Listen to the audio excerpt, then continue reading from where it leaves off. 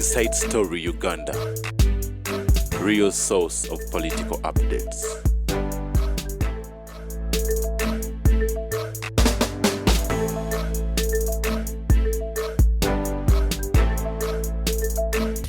Actually, mwami atuweleza message. They are gookers. They are called gookers. Yes. Netampadde linnya ly'omuganda wange. Yes, that man is informed. Agambye tell Mirundi that the massacre are this who stole Yolanda ayogedde wano erinnya. Kakati ekyokubiri the Himalayans with night vision you talked about are called gookers. Gookers. Yes. Netampadde linnya several. The British for many years has been having the gookers. Baina era omulangira w'Ebungereza yakuba Guka office oliba amulagira mwetondere. They are specialized, they are very brave people. But wale 15 okuva mu Himalayas. Kakati nkugamba. The second point ndabya akakolwa akawandika mu New Vision. My brother and sisters of Kenya. Kenya is far ahead. Muti mukisobola. Lindako. Omanyi olabya akakolwa. Okulonda kwe Kenya kuli bwekoti. When you arrive at a polling station, digital identification teka muchinku ekifaananyi kyo bakiraba nekijja bwekiti zonna. 2, after the voting is manual, the counting is manual, but after counting bakwata empapula 3 eza results, olumu ne baluwa agent wa candidate, olwokubiri ne batusibira mu box tesumululwa, olwokusatu ne bateeka kungulu ku box ono boti obululu. Media ya Kenya siye yaba no bamasinale.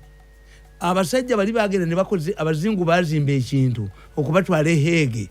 No wamawulire bamutwaliramu. Generally responsible people bagagga balina.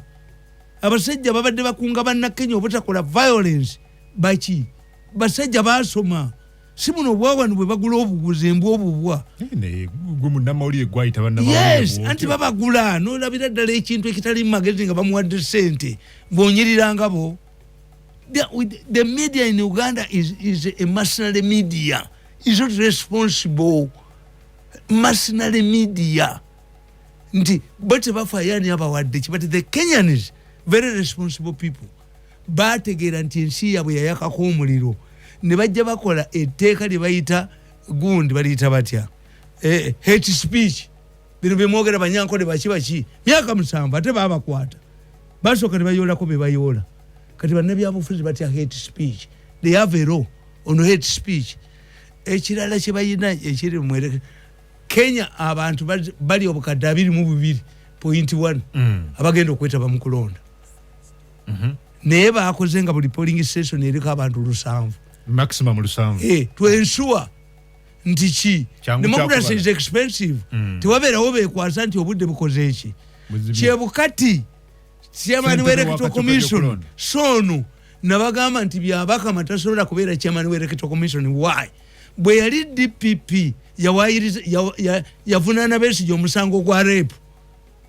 How can you prove a rape after 2 years? No lawyer or DPP can charge you with rape after 2 years later.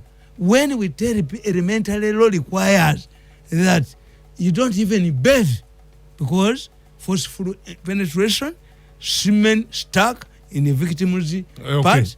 Yes. Kakati oyo tomuyinza muleeta ekyokubiri mulamuzi era akabwayi yasinga okukola wano wadde mwalimu ekiveera. Kakati yo ekyokubiri kyenalabyemu nti gondi ono wabeera n'amaanyi Ruto abadde mwogezi mulungi kubanga bombi mbagayi basibe emigwa. Ruto tayinza kwogera ku corruption ali mu government. Why? Has been deputy president. But yayogedde anti nkubuulira tali forceful who believes him. Yagambye ensimbi zammwe tezikyaddamu kubbibwa singa munnonde. Oyagala kyambabazi kye yayogera nti you were the prime minister, the heart of government. I did not have political power. Why didn't you resign? You see, when you are talking to people, could people believe in Mbabazi? I did not have political power. And in Kuburidi, how can you be super minister, prime minister, and you say, kakati abalonzi be Kenya sibe bamwe nti Ruto obadde deputy president singa yakivaamu nga mwana wasa Zambia nabolotinga singa ina freedom nti nze munange byewe byakolerwa nali nkoze eki addukayo nali this is the reason why era ne bolaba mu Angola ono omusajja w'omu Angola era naye yadduka mu Uganda timuli yali adduse kakati ojosanga nti kyeneewunyiza kyenategeeredde nti Ruto yayinza okubaleetera obuzibu. One, akalulu nga bamaze okakomekereza gundi Uhuru abadde atambula anti yagize 90 billion projects on the day n'abaga nti mwe gundi Mountain Kenya region bagenda baba inciting against me. He panics. Why does he panic? Why does he panic? So you think he's reading something? Yes. Kwanza nade manyi omanyi gundi yagamba Kikwete. Kikwete yagamba nti government ga yagadde kuteba omupiira. Oba ekuteeza kikonde oba ngalo oba football mufula netball ekikola. Eyo bad ati waliwe yava mu kyama kya mapinduzi yali abatutte nagamba wadde mwana waffe ne tujja mu kubanga tu omusota eyo bawo tuyino giteeba oba mukono oba ki kakati ate Kenya which is very dangerous bakikola mu Uganda temwakitegeera. Mbabazi achieved a lot of things. Mbabazi yagenda mu court abalamuzi ne bawa government 10 points to be reformed, implemented before the next election. In other words, Ugandan judges nullified akaluka 2016 kubanga bagamba temuddamu kutegeka kalulu kalala okujja konga zino points program. Lwaki bakozesa 10 points program? Museveni zategeera eza points program. Why there is 10? Tukita political self symbolism. Kakati election za Uganda zafuke process. You nullified wakubaba la muziba mwebali dance. Very dangerous. Akalulu ka Uganda kafuka process. Si counting and chino a process okuva katandika. This is the Kenyan election. Atenga bayina awo ne president nti Olimalaga yakasazamu. Chief Justice Maraga. Former Chief Justice, yes. Oyo, a future. This man is going to disturb them. Maraga. If they defeat Ruto, Kenya tija kuterera. So he's going to adapt to the same methods on Zadako to force him kubanga Ruto bamwewerera nti criminal. Yabbetaka yakola ki. Kakati he must put them on their tenterhooks obutamukwata. This is what we did. Mweyagana to retire to fight back. So do you think waizo kubera violence after the election? Tabata wangu. But bakyogera tebabulaka mirindi. Because nabalabi bonna bakiriza. Tuchita Savimbi Siole. The Savimbi Siole ekugamba nti abawone bakozesa. Uganda ejja kutabuka. Uganda ejja kutabuka. Gobo bagitabula bali muyinza bote bagitabula. Lwaki go gitabula? That's blackmail. Nchita Savimbi Siole. The Savimbi refused, he said, if I don't win, then resumption of war. The Angolans said, no, you man, we are not going to vote on blackmail. The Kenyans have avoided. None of the candidates has blackmailed the Kenyans. Yes. They are talking about for peace. Peaceful election. But the Gundi, Raila Odinga, will also fall out with Uhuru within a very short time. Really? I'm telling you why.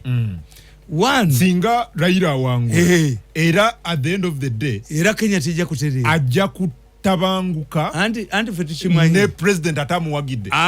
Human beings need freedom. They want to get out of the shadow of their mentors.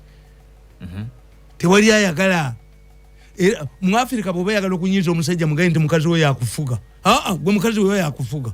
Gwe haja tiewuwo. Anyika nnyo. Nasajja kubula mugongo. Two. Economy eno embera y'ebintu yerese abalonze million 22. Everybody is seeing government. Everybody is seeing government. The government now is relevant. That's why in Europe, mu Europe bajja nnyo tebatera nnyo kulonda lwaki.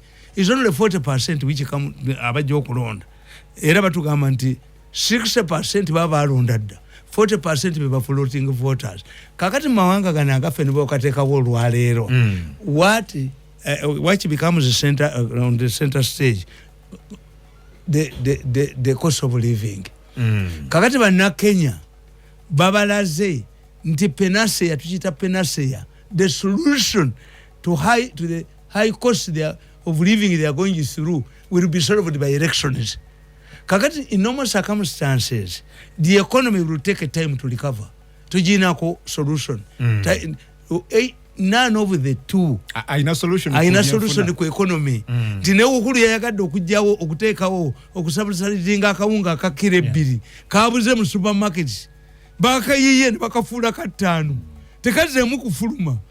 Kati what are you going to do? The cost of living. Kakati munomu kyengamba bano abagala okuyiwa ekintu kya Museveni naye abakutteko. Naku zino mbalaba waliwo ne gwenda byolwaliro nga ayina nenze ekisinga okunsanyuza kiri kimu, bampita omwavu ne bampita Bega naye nabo mbalaba bagenda wa mu Canada.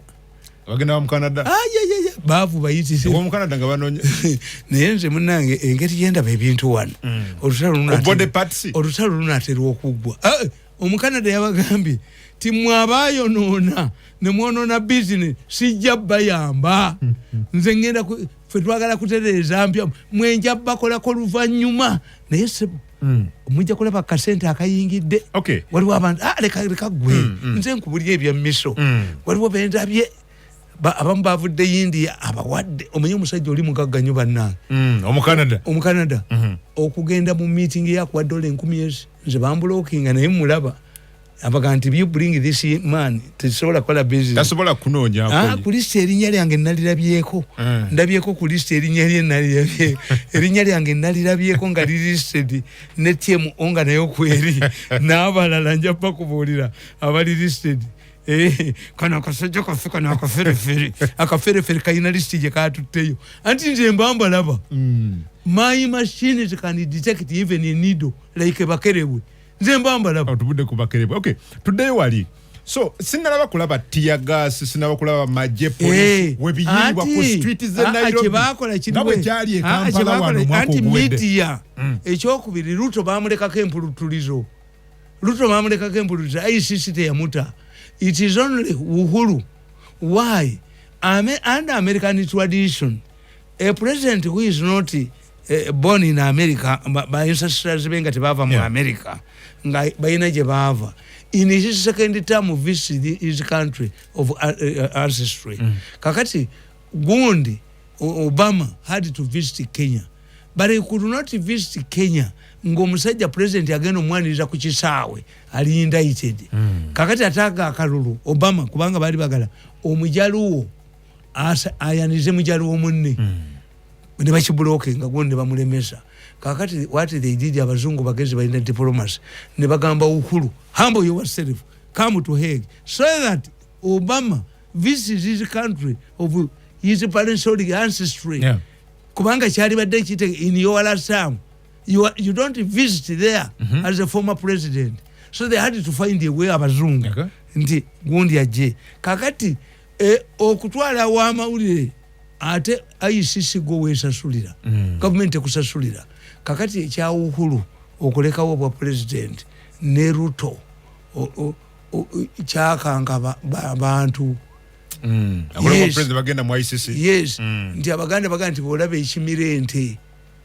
Abaganda ne baganti mwentu olaba tute president ne deputy nekikwabanga abali abaziranga lwabali adda leero nganze erulireka wanerire nenywere omusajja bwenzijukira Sematimba nekikwabanga abali abazira ngabo lwabali adda ate zirulireka wa kanerire nenywere ekitwala president nekitwala deputy bali abasajja bakola Machiveri agamba tiboba yagala okukanga abantu toleta tear gas wa Museveni bwakubayo bwe baddayo bwe bakubayo leta tanko de 10 baddayo balime bwe bakulemerera duka Machiveri yali mutemu Machiveri agato kuba tear gas wa Museveni bwakuba wano bwe badduka bwe bakomawo bwe bakanyuga amahinja leta tanko de leta mambo de 10 abalala baddayo balime bwe bakulemerera tekako kakati abazungu bamachiviriani bayolera ddala abanene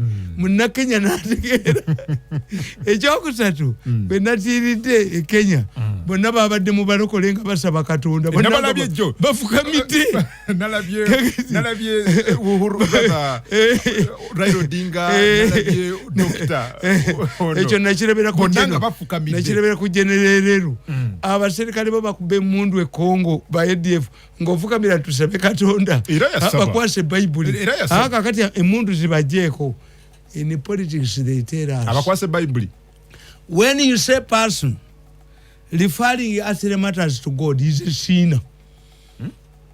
God gave us wisdom to conquer the whole world.